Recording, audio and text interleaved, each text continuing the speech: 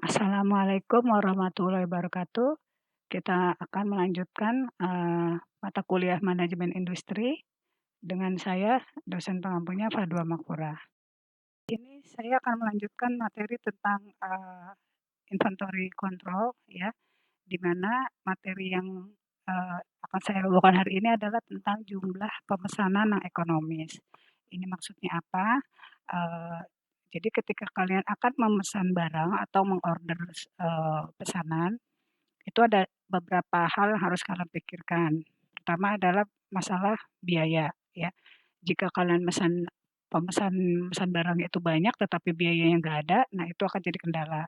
Lalu masalah yang kedua adalah masalah lahan gudang. Jadi ketika kalian akan memesan barang ya untuk di stok di perusahaan, tapi lahan gudangnya itu sedikit, sedangkan pesanan kalian banyak, itu juga akan jadi masalah. Lalu masalah yang ketiga adalah ketika kalian akan memesan barang tetapi, kendaraannya untuk angkutannya itu juga tidak, mencukupi. Nah, itu juga jadi masalah. Jadi untuk menghadapi masalah-masalah tersebut, bagaimana caranya ya. Nah, di sini, kalian akan membahasnya secara, jumlah pesanan yang ekonomis. Dan ada 3 cara, itu cara pertama dengan cara pendekatan tabel atau tabular approach ya, lalu cara yang kedua dengan pendekatan grafik ya, atau graphical approach, dan ketiga dengan cara, pendekatan rumus atau formula approach ya. Oke, saya masuk dulu ke yang pendekatan yang ini, yang pertama ya. Oke, di sini, eee, kita lihat dulu dari jumlah pesanan order. Nah, jumlah pesanan order di sini ya, banyaknya unit yang diorder adalah di sini saya akan memesan sebanyak 10.000 kaleng susu, ini misalkan aja ya. Ini 10.000 kaleng susu. Nah, nanti ditaruhnya di, kolom kedua ini yaitu N. Untuk kolom pertamanya adalah jumlah pesanan order. Ya, di sini bukan nomor urut, tetapi ini adalah frekuensi memesannya misalnya sebanyak 1 kali, 2 kali, 3 kali, 4 kali, dan seterusnya. Dan jumlah pesanannya adalah 10.000. Jadi kalau mesannya sekali saja, maka dia sebanyak 10.000 karena cuma sekali pesan, memang kebutuhannya 10.000. Tapi kalau mau dibagi 2 pesanannya, berarti pemesannya adalah sebanyak 5.000 karena kan 2 kali mesannya ya. Nah, rumusnya ini, nih 10.000 dibagi 2, ini adalah kolom ketiga persediaan rata-rata. Lalu jika mau mesannya sebanyak 3 kali, maka 10.000-nya dibagi 3, yaitu ini. 3.333 ya. Kalau ini mengikuti saja ya, semua dibagi 2. N dibagi 2, jadi yang ini dibagi 2, kolom kedua ya. Lalu kalau mau mesannya sebanyak 5 kali, maka 10.000-nya kalian bagi 5 menjadi 2.000 dan seterusnya sampai 20 kali pemesanan. Jadi dari kebutuhan 1 tahun, ini kebutuhannya 1 tahun adalah 10.000 kaleng susu. Dalam 1 tahun mau mesennya 20 kali aja deh gitu ya, maka 10.000 dibagi 20, terakhir ya. Jadi sebanyak sekali pesan adalah 500. Misalnya susunya itu adanya di Kota Bandung, sedangkan kalian ada, usahanya ada di di Jakarta, itu permisalan ya. Oke, ini adalah, frekuensi dan ini jumlah pesanan ordernya dibagi dengan frekuensinya, sedangkan ini adalah persediaan rata-rata. N-nya dibagi 2. Oke, sedangkan kolom yang berikutnya adalah S atau carrying cost. Ini adalah ketika kalian, memesan 10.000 kaleng, biaya untuk 10.000 ini, 10.000 kaleng ya, itu disediakan biaya sebanyak Rp625 misalnya ya. Jadi di sini mungkin pakai ribu ya, 625.000, tapi di sini ditulisnya hanya ini 625 untuk 10.000 kaleng. Jadi kalau misalnya untuk, frekuensinya untuk mesannya 2 kali, maka 625 ya dibagi 2. Lalu jika mesannya 3 kali saja deh gitu ya, maka 625-nya dibagi 3 dan seterusnya sampai 20 kali ya. 625 dibagi 20 kali pemesanan menjadi ini 31. Lalu apa saja masuk dalam carrying cost? Carrying cost itu adalah carry atau membawa ini adalah biaya, seperti biaya, bensin, biaya parkir, biaya tol ya, juga bahkan, ada kemungkinan untuk biaya supirnya makan ya, gitu. Oke, lalu, kolom berikutnya adalah B, ordering cost. Nah, ordering cost ini seperti yang pertemuan sebelumnya, ketika kalian itu memesan barang, pasti kan lewat telepon ya, atau lewat email, atau lewat WhatsApp. Itu kan perlu kuota, perlu pulsa. Maka ini, untuk sekali pesan sebanyak 10.000, maka disediakan pulsanya hanya Rp25.000 ya, oke.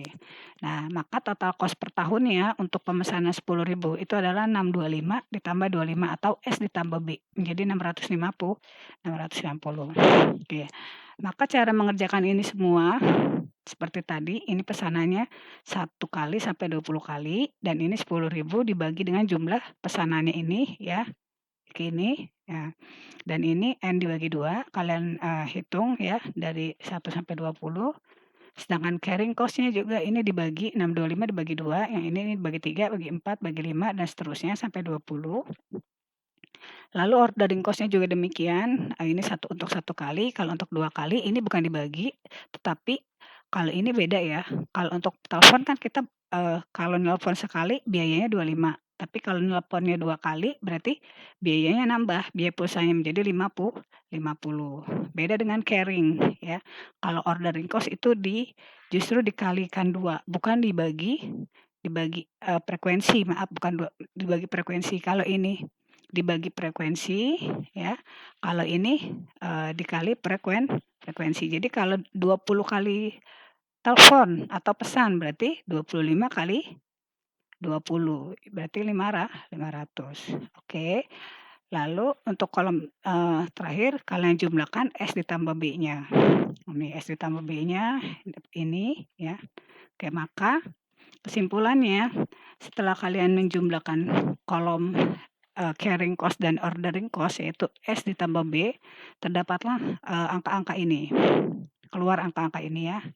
Oke, setelah keluar angka-angka ini, kalian cari manakah angka yang paling terkecil dari penjumlahan S di jumlah B.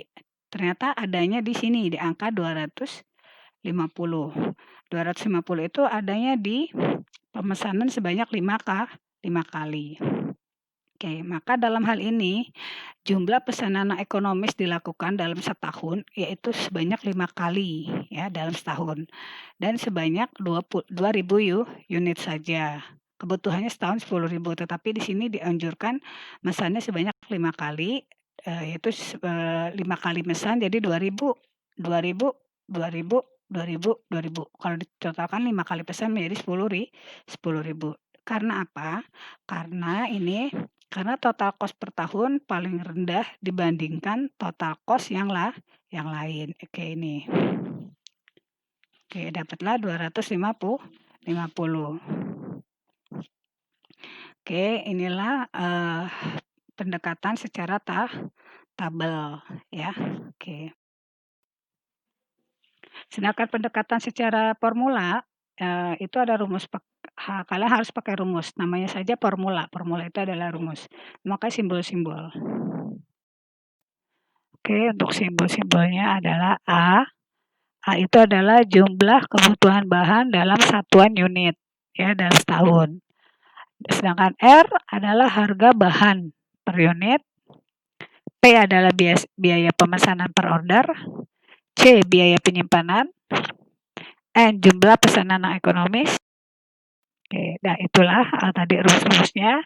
Nah, kalau kalian tadi ngitungnya pakai tabel, sekarang ngitungnya pakai rumus. Jadi kalian, kalau tadi kan pesanannya masih ingat ya, sebanyak 5 kali, di mana sekali pesan itu adalah 2.000. Jadi kalau 2.000 dikali 5 jadi 10.000. Nah, kalau di sini pakai rumus yaitu rumusnya N. Di mana N itu rumusnya adalah akar 2 dikali A dikali P ya. Ya, kita masukkan 2 dikali A, A-nya adalah pesanan dalam setahun ini 10.000 dikali P-nya. P-nya itu adalah, ordering cost-nya. Ordering cost-nya, yang via telepon itu Rp25 ya. Lalu dibagi R. R-nya itu adalah 1 ya, kali 1 karena per 1 unit dikali cost-nya. Nah, ini cost-nya. Cost-nya itu adalah Rp125, dipakainya 0,1. Nah, setelah kalian hitung dapatnya 2.000 unit per order. Sama dengan yang ada perhitungannya di tabel. Oke, sedangkan untuk menghitung jumlah biaya terkecil yaitu S plus B, kalian bisa memakai rumus ini. TC adalah total cost ya, di mana rumusnya A kali P dibagi N ditambah R kali C kali N dibagi 2. Oke, ini adalah rumusnya ya. A-nya 10.000 ya, dalam setahun pesanannya 10.000. P-nya adalah ordinary cost-nya Rp25 dibagi N. N itu adalah ini tadi ya, 2.000 unit dalam setahun. Lalu ditambahkan dengan R. R itu adalah 2.000 ya, yang ini juga sama ya, hampir sama. C-nya itu adalah biaya carrying cost-nya 125 dikali N-nya. N itu adalah Rp1 per unit dibagi 2 ya. Oke, maka TC-nya itu sama dengan di perhitungan tabel sebelumnya.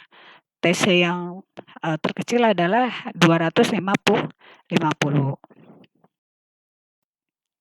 Sedangkan untuk jumlah optimum order per tahun itu di tabel tidak ada hitungannya, tetapi kalau di pendekatan rumus ini ada ordernya adalah sama dengan di tabel, hasilnya adalah dalam setahun frekuensi untuk memesan barangnya adalah sebanyak 5 kali. Oke, atau satu order setiap 73 hari. 73 itu adalah setahun dibagi 5 ya. Dalam setahun itu ada berapa hari? Ada 365 hari. 365 dibagi 5 adalah 73. Jadi setiap 73 hari itu kalian melakukan pemesanan lagi. Pemesanan sebanyak 2.000 kaleng ya dalam setahun. Oke, dan ini adalah jumlah optimum hari supply-nya per order. Di sini sudah ada rumusnya, tinggal masukin saja. Jadi plus minusnya adalah 73 hari supply per order yang optimumnya. Oke. Ini penggunaan bahan baku rata-rata di sini juga tidak ada di hitungan tabel ya. Nah, di sini ada dengan catatan ada data ini. Data penggunaan per minggunya selama 10 minggu ya. Dalam 10 minggu itu kaleng susunya itu keluar dari gudang berapa kaleng ya. Oke, minggu pertama keluar 60 kaleng. Minggu kedua 55, ketiga 64 dan seterusnya hingga minggu ke-10.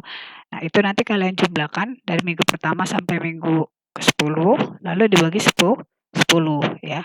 Sehingga rata-ratanya dalam 1 minggu itu jumlah kaleng susu yang keluar adalah 57 unit atau 57 kaleng ya.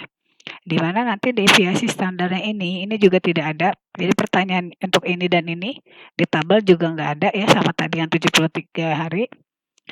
Ini cuma ada di hitungan formula ya, pakai rumus. Oke, maka deviasi standarnya itu adalah ini ya. Data pengeluaran jumlah kaleng susu selama minggu pertama sampai minggu ke-10 dimasukkan ke sini. Minggu 1 ya dikurangi 57 ya, ini minggu ke-1-nya 60 dikurangi 57-nya ini ya. Lalu minggu keduanya ini 55 ya, 55 dikurangi lagi 50 57-nya ini. Dan seterusnya sampai minggu ke-10 65 dikurangi 57 unit. Semuanya dipangkatkan lalu dibagi 9. Kenapa dibagi 9? Karena ini hanya untuk menghitung deviasi standar. Jadi standarnya itu berapa sih gitu ya untuk per harinya hitungannya ya. Jadi 6,7 unit ya dalam 1 hari ya. Oke, untuk faktor waktu atau lead time, waktu tunggu. Ini faktor lead time itu adalah waktu tunggu. Nah, ini juga tidak ada di hitungan tabel, hanya ada di hitungan approach ini aja, formula ya, formula approach. Di sini juga bisa dihitung jika ada perhitungan, ada data pesanannya ya. Data pesanan yang lalu dari 10 pesanan minggu sebelumnya. Nah, ini. Oke, jadi kalau ada datanya ini semua baru bisa dihitung lead time-nya ya. Ini kenapa waktunya ini adalah 8 minggu misalnya. Waktu tunggunya 8 minggu, 9 minggu, 13 minggu, dan seterusnya. Maka kalau di rata-rata dari minggu pertama sampai minggu ke-10 ya, semua dijumlahkan ini lalu dibagi 10. Jadi rata-rata waktu tunggu untuk untuk memesan kaleng susu itu adalah 9 minggu. Oke, sedangkan deviasi standarnya juga sama ini ya. 8 ini berasal dari sini 8 dikurangi 9. 9 ini hasil perhitungan rata-rata. Dan ini 9-nya dari data minggu kedua, dan ini minggu ke-10 adalah 5 dikurangi rata-rata dan dibagi lagi dengan rata-rata lagi ya. Sehingga deviasi standar untuk lead time itu adalah sekitar 3 mingguan ya. Jadi ini udah masuk ya, karena adanya di atas 3 minggu. Oke, itu adalah tadi cara pemesanan ekonomis ya. Kalau untuk grafik tidak saya bahas dulu ya. Jadi saya hanya membahasnya dari pendekatan tabel dan pendekatan formula atau rumus. Oke, sekarang masuk lagi ke materi yang berikutnya adalah klasifikasi ABC ya. Ini ABC. Kenapa saya sebut ABC? Karena tipe-tipe barang yang ada, stok barang yang ada di gudang itu ada 3 macam ya. Di mana barang A itu biasanya barang yang wajib kalian stok, harus ada stoknya. Kalau B itu boleh ada, boleh tidak. Jadi walaupun ada juga paling sesuai kebutuhan. Sedangkan yang C itu adalah barang yang tidak perlu ada stok gitu. Kenapa? Karena di antara A, B, C ini faktor penentunya adalah satu, itu tadi jika jumlah gudangnya sempit, nggak mungkin semua barang ini harus di stok tipe A, tipe B, tipe C. Atau yang kedua keuangan perusahaan. Jadi kalau barang-barangnya mahal dan cepat expire, itu juga tidak mungkin dibikinkan stok. Jadi diklasifikasi menjadi A, B, dan C ya. Oke. Oke, contohnya di sini ada item barang. Di sini kebetulan saya susun berurut. Kodenya H, semua sama. Dan urutannya 101, 102 sampai 110 ya. Ada 10 jenis di mana jumlah kebutuhan unitnya untuk H101 adalah sebanyak 800 unit per tahun sampai jenis barang yang ke-10 ya. Ke-10 itu kebutuhannya adalah 1000 unit per tahun. Oke, ini adalah jumlah kebutuhannya ya. Dan harganya itu untuk harga per unitnya itu adalah 600 ya. Untuk yang tipe 101. Oke, misalnya di sini saya akan misalkan kalian ingin membuat roti ya. Oke, membuat roti. Dan bahan dasar roti itu pasti kalian semua sudah tahu. Bahan yang paling pokoknya adalah tepung terigu ya. Selain tepung terigu lalu apa? Yang pertama, yang kedua adalah gula pasir ya. Lalu habis gula pasir biasanya mentega. Yang ketiga, yang keempat misalnya telur ya. Yang kelima baru misalnya kita perlu penambahnya misalnya kayak pelembut ya, baking powder ya, atau baking soda ya, atau vanila. Sedangkan yang keenam misalnya itu rotinya mau isi apa nih? Keju ya. Yang ketujuh isi coklat, yang kedelapan itu isi kacang, yang kesembilan isi stroberi, yang ke-10 misalnya isi green tea ya. Oke. Itu tadi ya. Itu permisalan. Nah, maka di situ nanti kalian akan tahu ya. Kalau tadi saya bilang misalnya bahan dasarnya itu yang pertama adalah terigu. Jika kalian cari di sini nomor 1 urutannya terigu, maka terigu ada di urutan 102 ya, itu adalah 3000 kebutuhannya. Kebutuhan terigu. Misalnya saya mau bikin roti sebanyak 5000 roti ya, maaf, sebanyak ini aja deh, 500 roti ya, 500 roti ya, dan kebutuhan 500 roti itu butuh, tepung terigunya sebanyak 3.000 kilo ya, di mana harga, tepung itu murah hanya 100, misalnya ya di sini Rp100 per kilonya.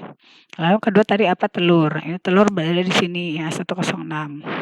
Setelah telur tadi apa, gula pasir. Nah ini di sini gula pasir di sini ya, dan seterusnya.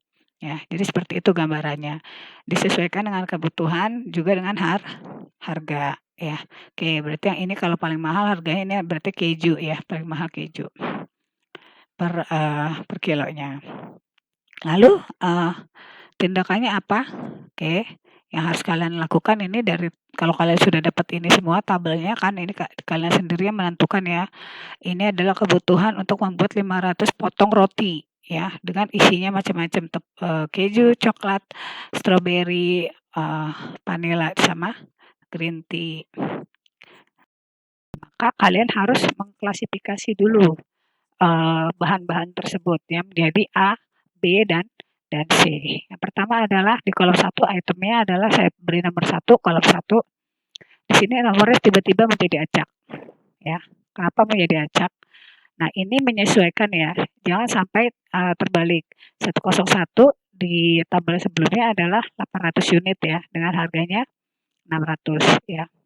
Lalu kelas 102-nya. Nah, di sini semua udah acak. Nah, di sini kalian harus mengurutkan. Jadi di tabel yang sebelumnya kalian kalikan dulu tuh ya, urutan yang tadi kebutuhan per tahun dengan harganya ya. Oke, seperti tadi paling tinggi misalnya tepung terigu kebutuhannya 300 kilo. Harga per kilonya hanya 100, maka kalian kalikan dulu ya. 3.000 tepung terigu dikalikan dengan harganya Rp100 per kilo, maka harganya adalah 300.000. Yang kedua tadi apa? Telur. Telur itu butuhnya 240 butir ya. Maka harga per butirnya 250. Setelah dikalikan dapatnya 600 dan seterusnya. Setelah kalian kalikan antara kebutuhan dengan harganya, kalian urut. Diurut dari yang paling mahal dulu ya. Dari yang paling mahal dan paling banyak biayanya, uangnya. Nah, ini ternyata dari sini, dari keju tadi, kebutuhannya tadi ya. Maaf, bukan kebutuhannya, harganya keju tadi paling mahal 12.200 ya. Kalian urutkan harga kejunya ini, setelah keju tadi coklat dan lain-lain terus ya sampai urutan yang paling murah ya, kalau pengeluaran biayanya. Nah, ini urutannya. Nah, setelah itu tabel ke-5 ya. Jadi tabel ke-1 itu itemnya tadi 101 sampai 1110 ya diurut. Item kedua adalah volume tahunannya, ya ini disesuaikan dengan kodenya ya, jangan sampai ngacak ya. Ini sama ini harus sesuai ya. Dan ini adalah harga per unit atau per kilonya, sedangkan ini adalah hasil perkalian kebutuhannya ini dengan ini, ya ini dapatnya ini. Dan ini adalah nilai kumulatifnya. Caranya gimana nilai kumulatifnya? Oke, sebentar. Oke, untuk nilai kumulatifnya itu adalah pertama 9.516. Setelah itu di bawahnya kok tiba-tiba menjadi 14 juta? Iya, karena 9.516 dijumlahkan dengan 4,5 juta menjadi 14.016.000. Setelah itu 14 jutanya kalian tambahkan lagi dengan 1,5 juta menjadi 15.500. Lalu 15.516-nya kalian jumlahkan lagi dengan 1.320. Terus ya ini ditambahkan ini yang namanya juga kumulatif. Kumulatif itu adalah penjumlahan terus sampai akhirnya jika ingin membuat sebanyak 500 potong roti, itu kebutuhan uangnya biayanya adalah 20.026.000. Oke ya. Oke, jadi ini diurut dari yang paling besar biayanya dan ini adalah nilai kumulatifnya dan seterusnya kita tulis persentasenya. Persentasenya caranya gini. Jadi 9.516 dibagi ya atau per 20.026.000 ya. Jadi 9.516 per 20.026.000 dikali 100%, maka dapatlah 47,5%. Ini satuannya persen ya. Oke. Lalu ini selanjutnya. Maka 14.016.000 dibagi 20.026.000 dikali 100% dapatnya 70%. Yang berikutnya 15.516 dibagi 20.026.000 dikali 100% dapatnya 77,5%. Dan seterusnya hingga mencapai 100%. Oke. Nah, dari ini semua nanti kalian bisa melihat klasifikasi ABC-nya ya. Oke. Cara menentukan klasifikasinya ini bukan berdasarkan persentase, tetapi dilihat dari patokan harga ya. Jadi ini nanti kebijakan perusahaan masing-masing. Oke, kalau di sini jika harganya itu biaya kebutuhan harganya di atas 4 juta ya, di sini ada 9,5 juta sama 4,5 juta, maka ini masuk kategori biaya A. Nah, ini A ya. Oke, untuk biaya yang A. Lalu biaya yang di atas 1 juta dan 1 juta sampai 3 juta sampai 4 juta itu masuknya klasifikasi B. Nah, ini ada 3 di B karena di sini 1,5 juta, 1,3 juta dan 1,1 juta. Karena dia ada di rank di atas 1 juta dan di bawah 4 juta ya. Maka ini klasifikasinya B. Lalu untuk biaya yang di bawah 6 juta itu semua ini ada ini terlihat jelas ya di bawah 1 juta semua. Dia masuk kategori C ya. Nih masuk kategori C. Maka inilah yang disebut klasifikasi ABC ya, ini ABC. Oke. Maka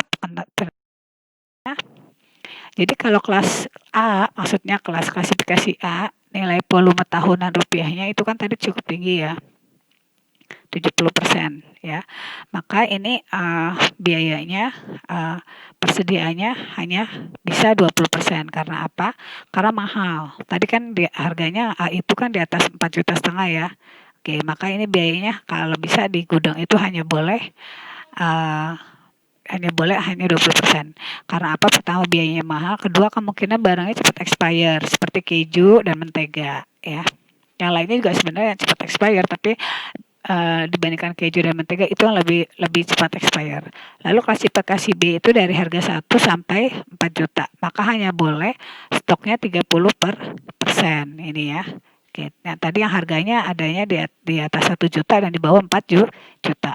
Sedangkan untuk klasifikasi C boleh 50% stoknya di gudang karena harganya di bawah 1 juta dan kemungkinan expire-nya juga agak lama dan kebutuhan pemakaiannya juga banyak. Oke, demikianlah materi untuk pemesanan yang ekonomis. Jadi ada 2 pemesanan ekonomis juga klasifikasi barang A, B dan C. Oke. Demikianlah. Assalamualaikum warahmatullahi wabarakatuh.